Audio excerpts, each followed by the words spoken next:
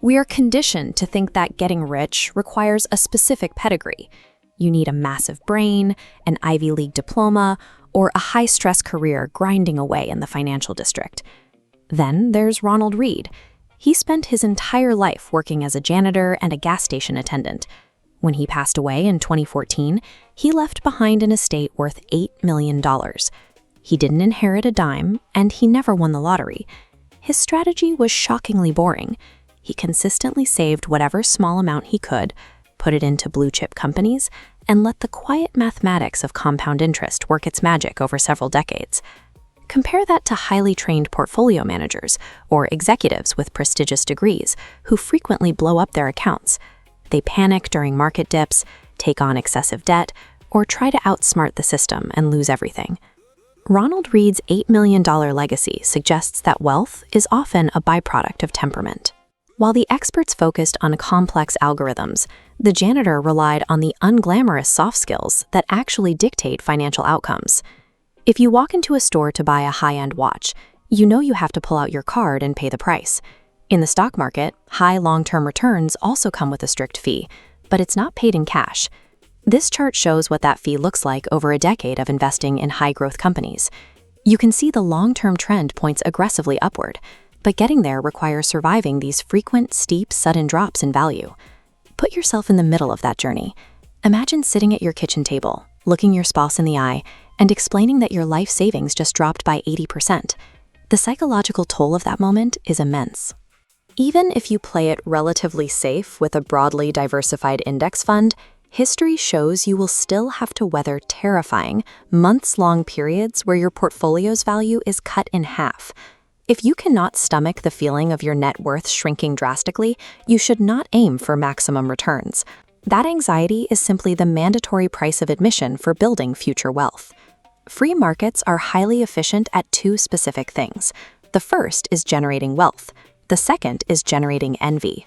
A highly specialized doctor earning $500,000 a year feels incredibly successful.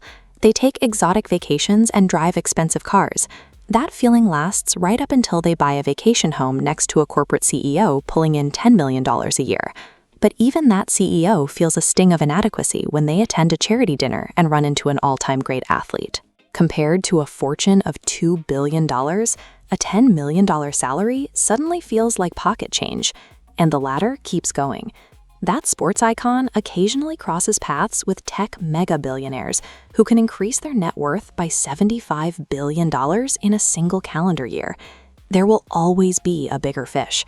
Unless you establish a firm definition of what constitutes enough for your own life, the urge to climb that ladder will eventually push you to take leveraged, ruinous risks with money you actually need. The lowest income households in the US spend hundreds of dollars a year on lottery tickets, often while lacking that exact same amount in emergency savings. From the outside, this looks like complete irrationality. But shift your perspective. For someone living paycheck to paycheck with no clear career trajectory, buying a lottery ticket is the only accessible way to purchase the dream of financial stability that everyone else seems to enjoy. Just as we misjudge other people's decisions, we misjudge the stability of our own environment. We crave predictable forecasts, which leaves us completely exposed to extreme, unforeseeable events that suddenly devastate global markets. We are biologically wired to treat pessimistic warnings as urgent threats. It helped our ancestors survive, which is exactly why a doomsaying analyst predicting a market crash will always sound so much smarter than an optimist. Listening to those pessimistic macro projections, or blindly copying the portfolio of someone playing a totally different financial game, will only lead you to abandon your own goals.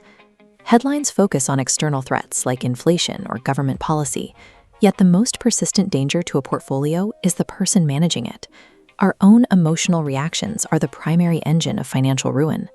The goal isn't to guess when the next disaster will strike. The goal is to build enough of a financial and mental buffer that you can simply absorb the shock and survive it. This diagram shows the asymmetry of how the market actually moves.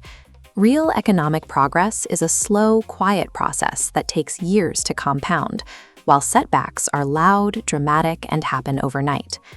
Building wealth requires the quiet discipline to figure out your own definition of enough, pay the emotional fee of investing, and stay rational while the rest of the world panics.